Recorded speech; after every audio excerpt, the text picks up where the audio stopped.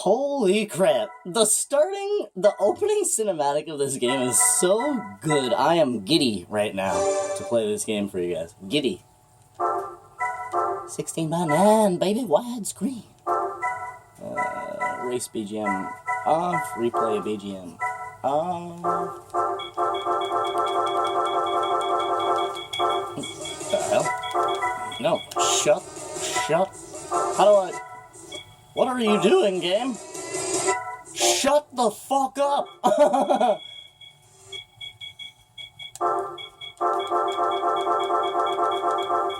I'm just trying to turn them all off, for Christ's sake. I need emergency brake R1. I need rear view circle, and I need change view L1. If you're wondering, that is actually the setup for Need for Speed Underground on PlayStation. I do like my Need for Speed Underground controls. And Gran Turismo goes blah blah blah blah blah blah. That's all inconsequential stuff. That's stuff for like the driving wheel and shit like that. Let's go ahead and get a quick game save so that we save our options. Gran Turismo 3, guys. God damn, is that starting video ever amazing. I can definitely remember the very first time that I played this game. It's quite an amazing story that goes along with me and this game, and my heritage with it. If you guys have seen my world record video, my Gran Turismo 3 world record video, you guys all know the relationship that I actually have with this game. I absolutely adore this game. Now, think about Gran Turismo 3. The beginning of this game is actually kind of a pain in the ass. This is the one Gran Turismo that is known for being kind of a shyster with money. So at the beginning of the game, you can see down at the bottom we have 18 grand to start the game with. And if we go to the car dealership here, there's actually only, I believe, like 4 cars that you can buy. And the best of those is either one of these 2 Miatas, whichever one you want, or the 8.6. So this is the car that most people buy when they start this game because it's only $13,550. So you end up, having a bit of cashola left in your pockets in order to do something else with or save up a little bit. And I'll be honest with you, the 8.6 is faster than the Mazda Miata anyways. So, I mean, you're literally just saving 5 grand and having a slightly faster car.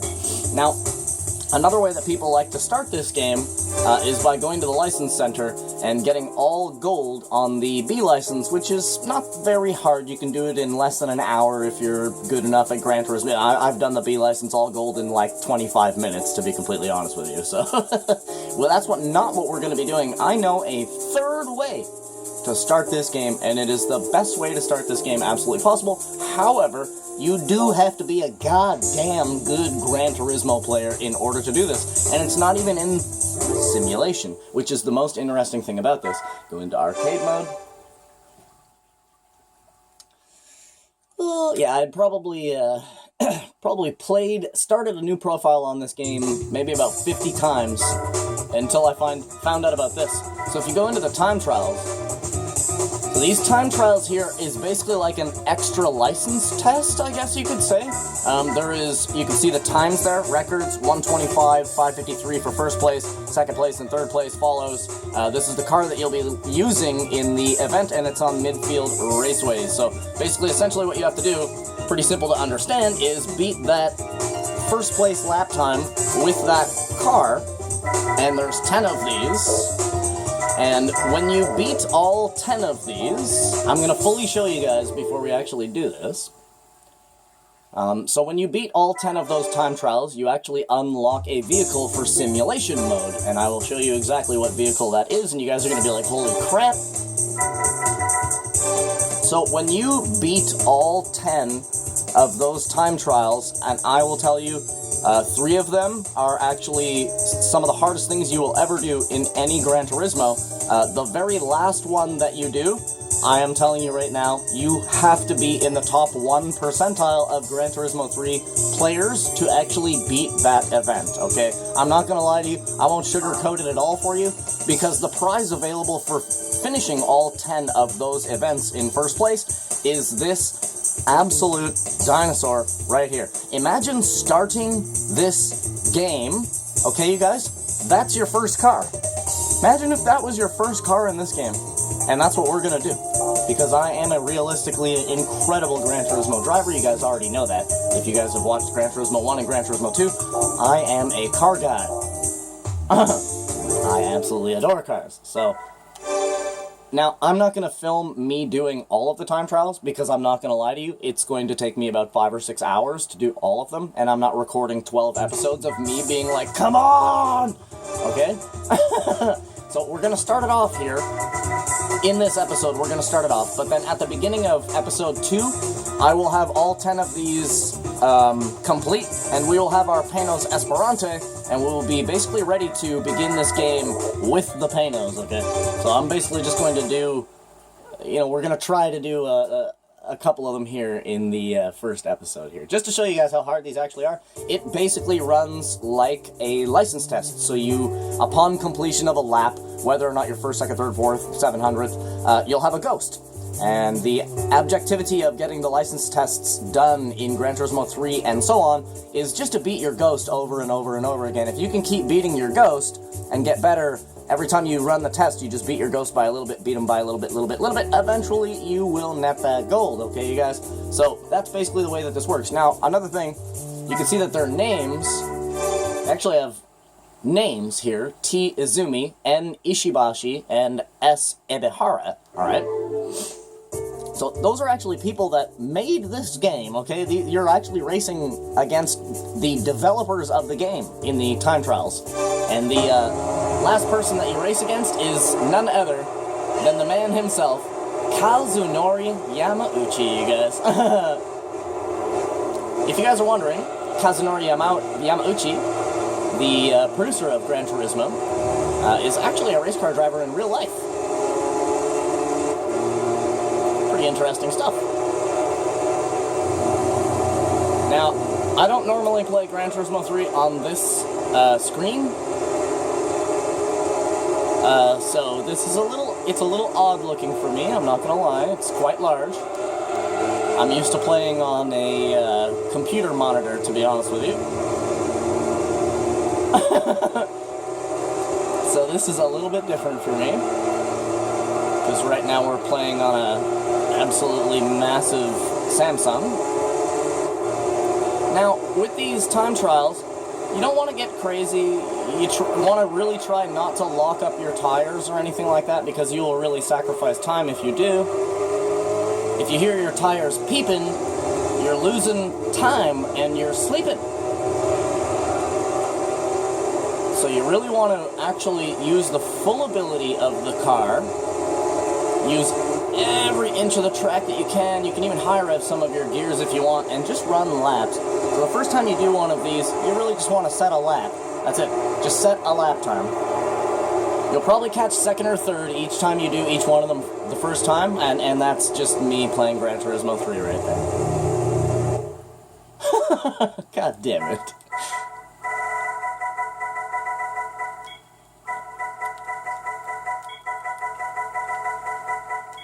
This will only take a moment, because I know literally what I'm doing. Where is it?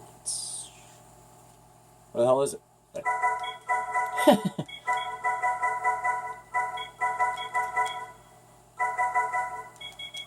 Alright, Ashton, you guys. I love writing my name in symbolism in this game. Looks so cool. Look at that. Ashton, you guys. The best. Alright, so we got the first one complete. I'm not gonna lie to you, the first 7 are pretty simple, to be fair. You're driving normal cars. In the first 7 of these time trials, you're driving normal cars. Here, I'll show you what each one of them are. So there's Trial Mountain 147,968 in the Mazda Miata LS, or R, that's the RS, actually. Then you got Tokyo, Route 246 at 202,270 in the Honda S2000V. You got Deep Forest Raceway, 125,350 in a Skyline R34 GTR V Spec 2. You got lovely Laguna Seca, Mazda Raceway Laguna Seca 122-716 in the Viper GTR Concept. That is actually a pretty difficult one. This is the easiest one out of all of them, in my opinion. Well, these two are the easiest ones out of all of them. So this is Apricot Hill 117-447 in the Tom's Supra. That's a very easy one to do. If you're good at driving race cars, these ones will be super easy for you. Then we got the Grand Valley Speedway, that's Grand Valley Full, at 148-795 in the Castrol Mugen NSX. And then you've got two rally events. This is where it gets really fucking hard, okay? I am not going to kid around with you. This is where it gets hard. This one right here will make you break your PlayStation, okay? Not going to lie to you. Put some padding on your PlayStation before you attempt this one, okay? Because this one's going to drive you absolutely insane. So you've got Swiss Alps Rally Track at 123-104 in the Subaru Impreza rally car. That's actually the prototype Subaru Impreza rally car. You might want to go and actually practice with that car for a little bit before you actually try this test, because it is realistically almost impossible to net that first place. The moment that you actually get first place on this one, trust me, you are going to jump off of your couch in joy. It is a true feeling of success when you actually get that first place on these last three tests.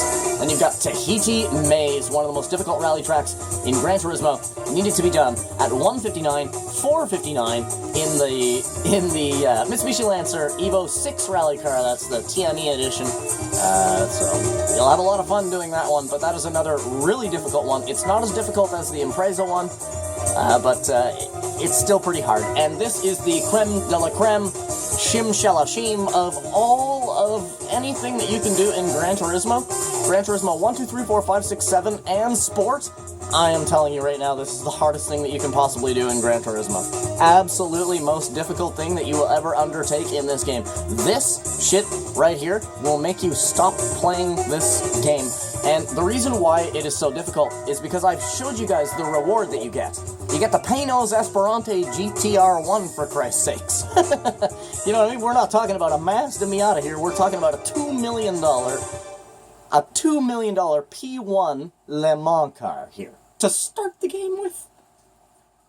So I just wanted to explain it in full detail as to what we actually have to do in order to start the game like this. It's difficult, but if you're a good Gran Turismo 3 player, or just a good Gran Turismo player in general, go ahead and restart Gran Turismo 3. Start the game over by beating all the time trials first. I'm telling you, it is actually so much fun. For a professional Gran Turismo player, it is a lot of fun to do these time trials, okay? It really is. You'll have a ton of fun doing it.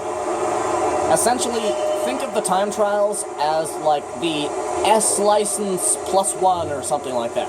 Or like a secondary S license or something, because that's basically what these are. And you gotta be damn good at this game to net all the gold. You'll get the first 7. You'll know you're a decent Gran Turismo player because you'll get those first 7. But then those last 3 are going to really set you back a little bit, and you literally have to evolve as a player in order to actually get those last 3 golds, you guys. I shit you not. It's special. And to get that last one in the RGT on the complex string section, bruh. I think the first time that I tried to get gold on that, I know I gave up, but it was after like 3 days of trying, and I was like 2.1, 2.2 seconds off or something like that. And I just could not find those 2 seconds anywhere. And if you're having trouble doing one of the events, after I complete this one here, I'll show you a nice little trick that you can do. If we don't get first place here, which we very well might, because I've actually done these tests hundreds of times, I hate tooting my own horn, but I am one of the best players in this game. I hold the world record Gran Turismo profile, for Christ's sake. If you have not seen that video, it was actually the first episode of my Gran Turismo 3 playthrough. So if you want to have a look at my world record Gran Turismo 3 profile, go ahead and watch that video there. Alright, we did pretty good here. I'm going to stress 4th. Okay, 148.559. I don't know if that's first or not. I think we needed 147. Second place. So now you'll get your Ghost. So now you'll be racing against your Ghosty. Okay, but one thing that you can do, let's just say that I am having just all the trouble in the world. I can't beat Jay Kobayashi's time. He's just too damn fast. 147.968 is too much to ask of me. But what I can do is, see here, this demonstration. If I click on demonstration, and I change the camera, now we're actually seeing his best lap time. Now you're going to see a ghost car. The ghost car is what I just did. So we'll be able to see here, okay, I slowed down a little bit too much there. I didn't really need to. So he's got me right there on corner number 1. Right? Going through the tunnel here, we can watch Kobayashi as I overtake Kobayashi on the far side there, going down into one of the hardest turns in Trial Mountain. He's going to overtake me here by quick shifting and really getting that right side of the car into that corner very nice and elegantly. He's going to take this corner very elegant, swoop into the right here, just touch the stickies there. He's going to lose me a little bit here. You can see that there, the time difference. He's going to toss it in there without using brakes, where I came very early in, and I needed to come out wide in order to finish my turn properly, giving him the whole shot run down the straightaway. Now we can see where I've made a couple of mistakes. You can see I actually have a little bit of a higher speed than him here. I'm slowly catching up. And yes, touching the walls and going off the track, it will fail you, just like a license test, okay? So if you think that you can cut parts of the track and ride walls and stuff like that, you can't. I did this corner very nice here. I come in swooping down, gas all the way, full acceleration, touch on the brakes, come on in. I didn't touch my tires to the sticky there. He did, which gives him the whole shot traction to finish that corner out. As you can see, he gained another about 10 feet of space there. I used some gravity really nice there. I'm going to get a nice little run at him right here, but he is going to finish, obviously, in front of me because his time is better than mine. Now, I'm about a half second off here, so he's going to be about 40 feet in front of me or so. You can see we both get a nice run off to the finish. I use the whole damn track. He finishes, I finish, and I am just slightly behind him. So I could see where I messed up in this event here by watching the demonstration compared to my Ghost. So in knowing that, all I need to do, now I'm racing against my Ghost. You're going to see my Ghost there. So that's my first attempt right there on my right. So I did not use any brakes, just like Mr. Kobayashi. We saw where we messed up there. Coming up to the first tunnel here, very clearly in front of my first attempt here. Slight touch on the brakes. Come in, touch that sticky pad just slightly. Right to the outside corner. We're going to use the whole thing. We got 447 on our first lap. Slightly over-braked there, but threw it into the corner with a lot of gravity. A lot of fervor and malice as I shift into third out of that corner.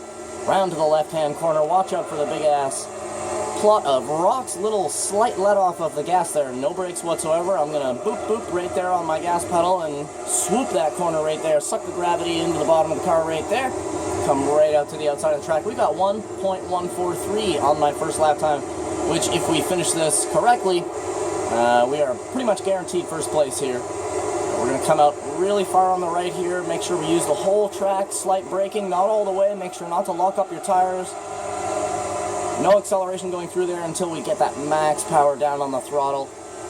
Put all the power of the Mazda Miata down to the track. Come real slender on this corner right here, just like that. Touch the grass ever so slightly. We're going to grab the inside of the sticky pad, just like Mr. Kobayashi showed us how to do it right there. We got 1:3:57 on the clock to our first lap. Slight touch on the brakes. Feather the accelerator. We're going to use every damn inch of the track. Alright, all the way out. Make our turn in. Don't let off the gas. Full throttle all the way through. Come right out to the Bridgestone sign. And we net ourselves a 147.505 for a gorgeous first place new record over Mr. Kobayashi. Good stuff, eh, you guys? If anybody's wondering, this is actually my favorite Gran Turismo. I adore the third Gran Turismo. So we'll get a quick game save right here. We've beaten the first two. You might want to go out and save your game after you actually get first place on each one of these, because honestly, they will actually piss you off enough that you will just jump up and shut off your PlayStation without realizing that, you know, you didn't save your game and you just lost a couple of other first places that you've already netted yourself, right? Be careful when you're doing these. These will make you mad. They really will. I'll tell you right now, when I begin episode 2, you guys are actually going to be able to hear the frustration in my voice. Because it's going to take me about 5 hours to do all of them. Because that last one, I'm not kidding you, the last one here, with the RGT, 452, 716 on Complex, I mean, average lap on Complex is fucking 5 minutes. So if you're looking at 5 minutes as an average, 452 is a lot to ask of somebody, especially in a very complicated car to drive like the rough RGT. It's a rear-engine, rear-wheel drive car, meaning that it's basically the rarest platform of any vehicle in the game. And what that translates to is that you don't get a lot of training in rear-engine, rear-wheel drive cars in this game. Not to mention the RGT is a rather big lady. She's kind of bulky. Know what I mean? So it will take you a little while to do that one. You'll have to come back to it. Your hands will start getting real sore doing it too, and it's a real pain in the ass. So here we go with the Honda S2000V on Tokyo Route 246 at 202,270. This is actually one of the more difficult ones because the handling of the stock version of the S2000 Type V will actually stun you a little bit when you do this test. Has a lot better handling than you are expecting from a completely stock vehicle, especially an S2000. I mean, you guys know I love my Hondas. I'm a Honda boy inside and out. But I will admit that the S2000 is not the best car in the world, which is why in the first Fast and Furious, when Jesse in the white Volkswagen races against Johnny Tran in his black S2000 with the snowflakes all over it, he says to him, "Oh, don't worry, I'm going to win. This fool's running a Honda 2000." And when they wrote that line for the movie, the Honda 2000 had just come out the year prior and had very quickly been proven to not be a very good car. They're very prone to the transmission blowing, the engine blowing. Basically, if you try to do anything silly in this car like a burnout, you're going to break it. Long story short, you're going to break your S2000 trying to do a burnout or something like that. So tuners, car guys, did not really like the S2000 a whole lot because it was a miraculously easy car to kill. And that's why you don't really see a whole lot of S2000s today. I mean, ask yourself, that was a very bad turn. Ask yourself, when was the last time you saw a Honda S2000? I haven't seen a Honda S2000 in a couple of years. And I go to car shows.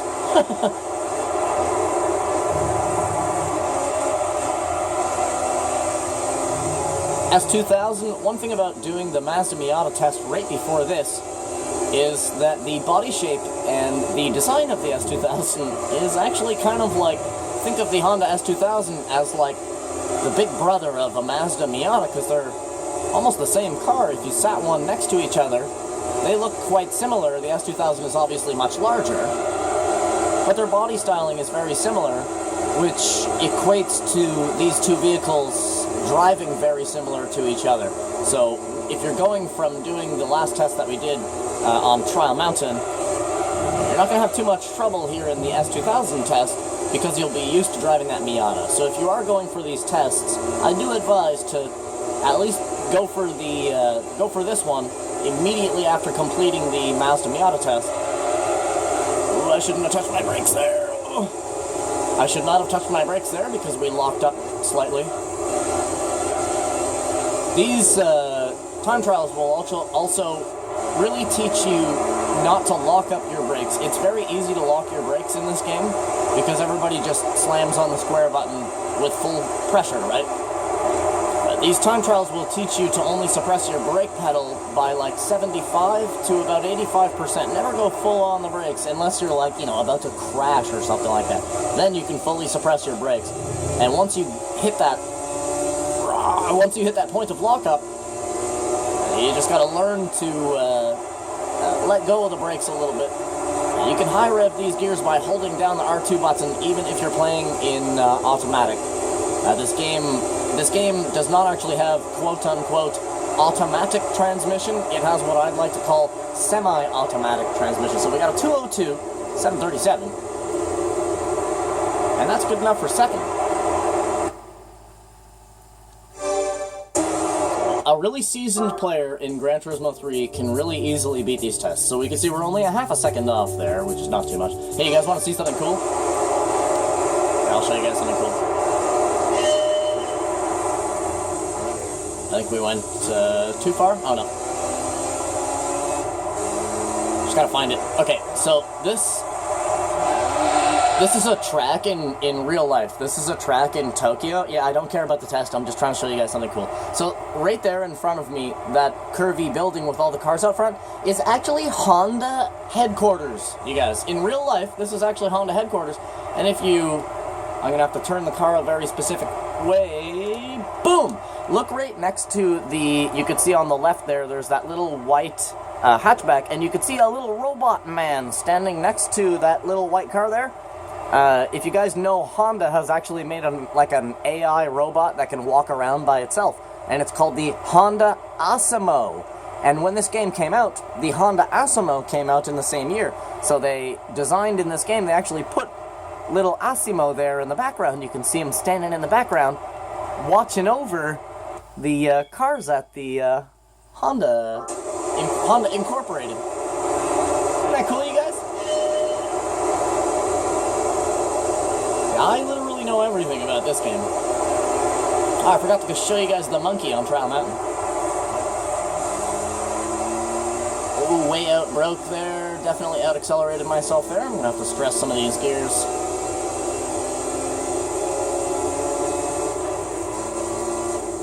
Huh.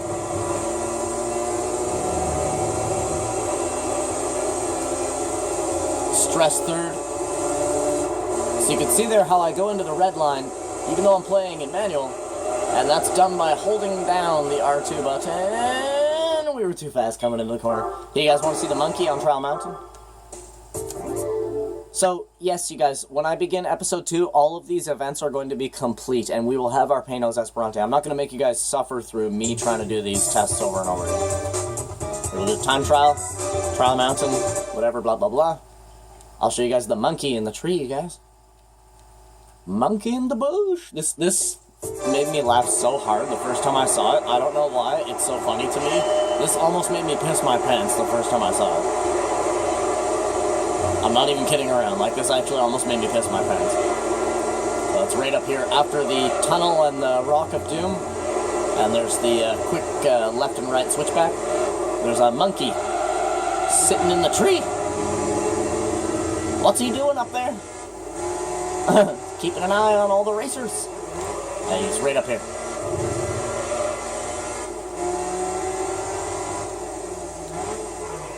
So you can see there's like a weird tree, right? Try to get him in the light. Look at that, you guys. Look in the tree there. You can see where it's like a V shape. There's a monkey. It's a goddamn macaque. You know those friggin' crazy Asian monkeys that like steal your purse and run away with it?